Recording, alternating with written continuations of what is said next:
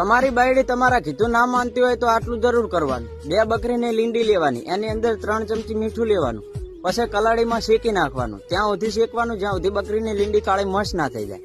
એને શેક્યા પછી ખાંડણીમાં લઈ અને કૂટી નાખવાની. કૂટીને એનો જે પાવડર બને એને સાયણી વડે ગળી નાખવાનું. ગળીને 1 ગ્લાસ પાણી લેવાનું. એ પાણીની અંદર આ બકરીનો ભૂકો નાખી દેવાનો, લીંડીનો. એ ભૂકો નાખી અને એને ઉકાળવાનું. ઉકાળ્યા પછી બરાબર ઉકળી જાય એટલે એને ઉતારી લેવાનું અને પાછું ગળણી વડે ગળી અને 1 શીશીમાં ભરી લેવાનું. પછી સવારમાં ઉઠી અને 1 ચમચી અને 1 ચમચી હાજે હુતા પહેલા પી જવાનું. એટલે શું કા તમારા મગજમાં જે વ્યામ હોય ને કે બાયડી આવું કરવાથી અમારું કેવું માન છે એ નીકળી જાય. એટલે ભાઈ બાયડી કોઈના કીધું ના માને.